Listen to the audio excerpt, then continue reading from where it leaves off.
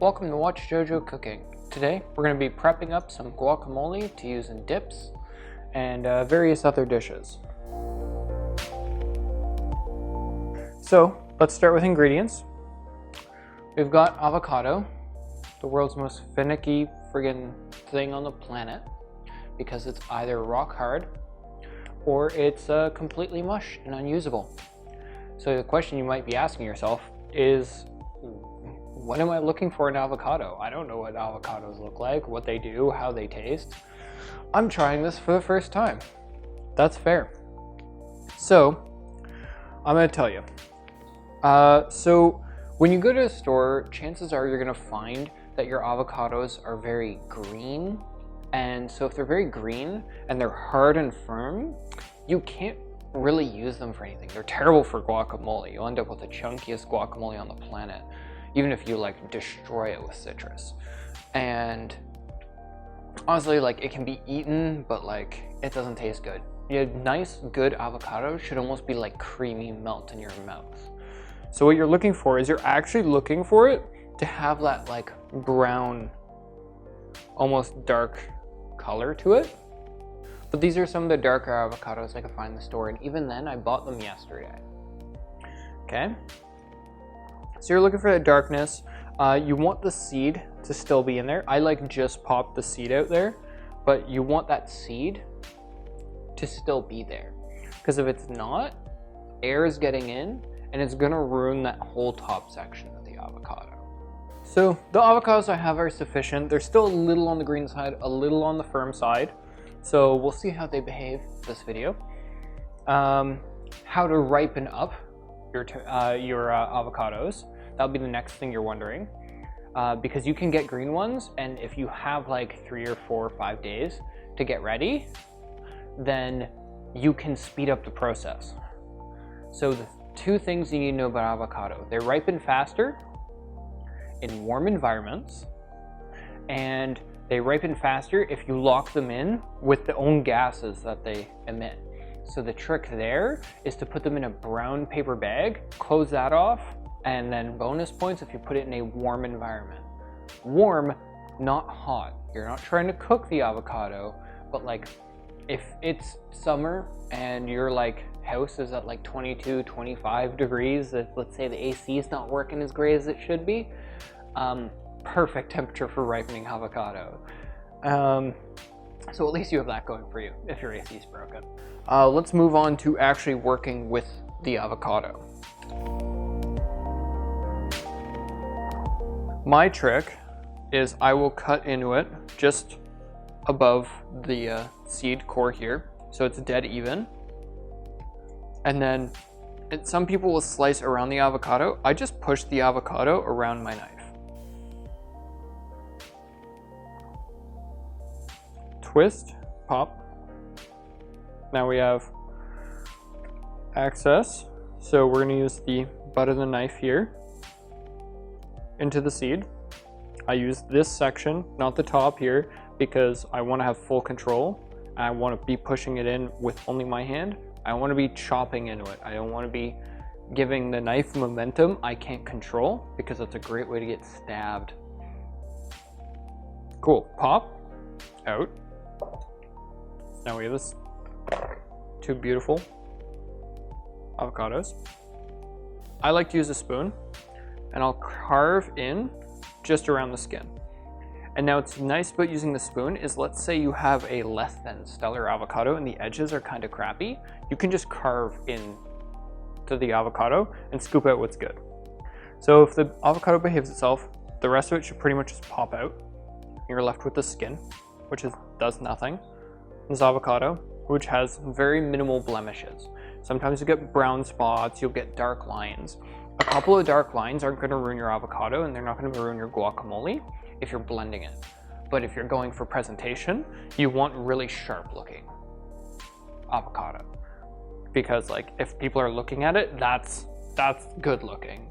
But like if you start having these darker blemishes, and that's like a really medium example, like avocados can get pretty ugly pretty quickly. Common thought is that the seed, if you put it in your guacamole, will make it last longer. Not blend it up, but like make all your guacamole, save these seeds, throw them in there. I've honestly found it doesn't do much of a difference, and it's actually really annoying to scoop out your guacamole and then occasionally have to pick out these seeds. So save the seeds if you want, you give it a try, do some science for me, like literally do the math. Make 2 batches of guacamole and have one of them with seeds and one of them without. I don't think it makes a difference. You give me some solid numbers, I'm all in. But if it's like less than 10% savings in like shelf life, then it's not worth having to fish around these darn seeds. I'm currently cutting up all the avocado so that it will be a little bit easier to blend. So I'm just going like halving and then doing like medium thin slices. Be very careful with working with avocado. It'd be very easy for your fingers to slip into your knife because it's such a slippery substance. I cut in half. You can see like it's slippery. So I'm gonna keep my good form. It should slice through like butter. Like honestly, butter. You should chop at your avocados. You are using aggressively unripe avocados. So next up, I have onion. It's about like a quarter of a very large onion for this, and I did like 6 or so avocados there. So I kept my core to make this slicing process a little easier. So I'm just gonna slice down this way, but I'm gonna try and keep everything connected, and then maybe give it one more slice this way. Boom. That's gonna just collapse on me, but that's fine. Bugger.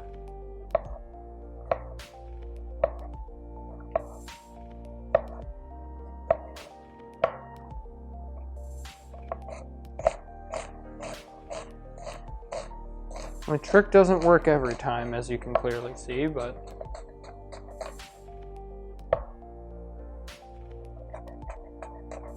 hell of a lot easier than making a bunch of slices and then trying to pass over that 152 times. And the nice thing is we don't have to be too particular about our cuts here because we're gonna blend it. I prefer my guacamole blended. Some people prefer it chunky, so they'll like have the onion in like that. I like blending it, and if I want to add chunky, I can actually use the pico de gallo from another video and put it in.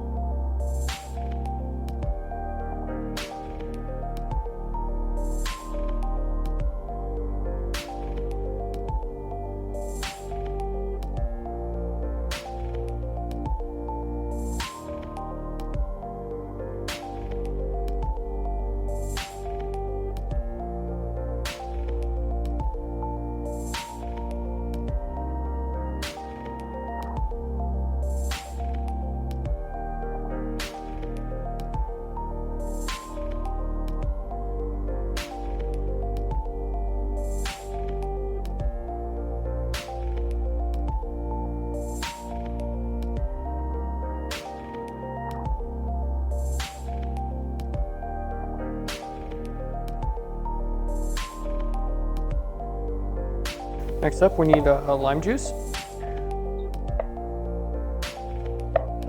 So for this batch, I'm using like 2 really big limes. Cut it in half. If you have a juicer, great, juice it. There's no seeds to worry about when you're working with limes, which is fantastic because where lemons obviously are a little more versatile, I prefer working with limes for that very reason. they just don't have the seeds, which can be super annoying. So I'm gonna use a fork just to show you a nice little home trick. So what I'm gonna do is I'm gonna stab into it a couple of times,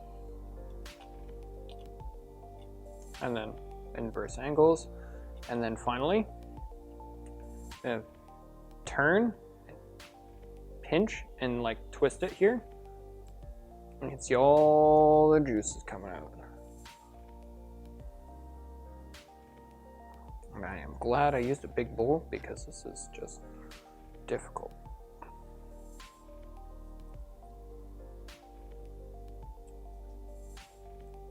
Really just friggin' mess it up.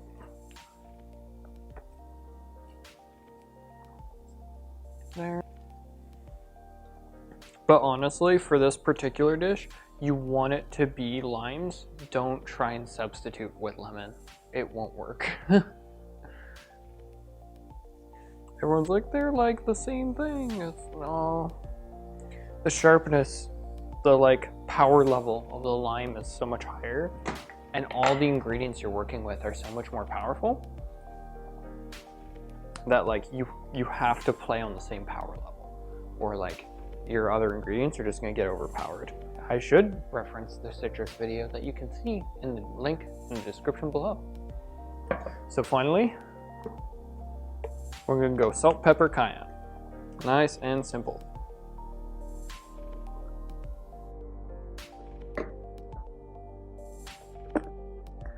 Some salt.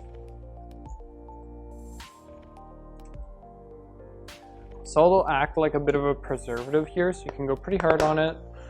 And you can go pretty hard, on your lime juice as well. If you're a big citrus lover, then you definitely can do that, and you'll actually make it so your guacamole lasts longer in the fridge, which is pretty cool. So we've done that. Now, onto stick blending.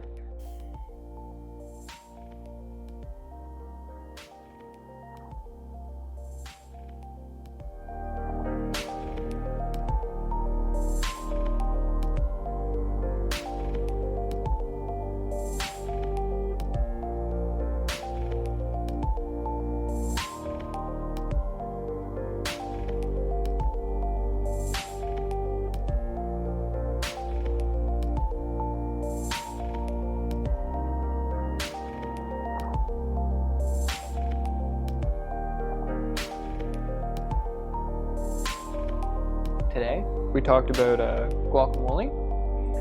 More specifically, we worked a lot with avocado and went over the finickiness that is avocado. Today, I just did a dip. I gave it a little bit of a flavor and color accent using pico from a previous video. I've gone the chip dip route. However, this guy can be stored and used for a variety of purposes. So first, I want to go over storage. As far as storage goes, you want it to be airtight. Avocado goes bad so quickly, even if you like slam it full of preservatives, whether you use citrus or salt or whatever. So you want to put it in a Tupperware container that is airtight, and then you want to use saran wrap pressed down so that there is no air bubbles whatsoever, and then pop a lid on top of that too, just for extra redundancy. And failing that, like if all you have is the bowl you made it in, put the saran wrap down and then make another layer that goes on top. Just try and make it as secure as possible. So you'll notice still, even if you do the saran wrap, that top layer is gonna go brown, but that's fine. You just can't have that happen like 6 times in a row. So what you can do is you lift off your layer, and you have 2 options. You can take a spoon or a fork or whatever, and you can slowly scrape off like the problem area. Or if it's been properly secured enough, you can just whisk it in. It will make your avocado, like your guacamole, slightly darker, but at the end of the day, it will taste basically the same, and it'll be fine until like the 3rd or 4th time you do that. You don't want to be serving brown guacamole. It doesn't look good. it looks honestly gross. Nice, green, vibrant guacamole is what you're looking for. So that's storage. And now we'll go into dishes. For dishes, I believe that the guacamole is actually really good on like a chicken sandwich, like a California club. You can use just avocado, but if you've already made the guacamole, because let's be honest, it'll last longer than that darn avocado will, pair it with chicken.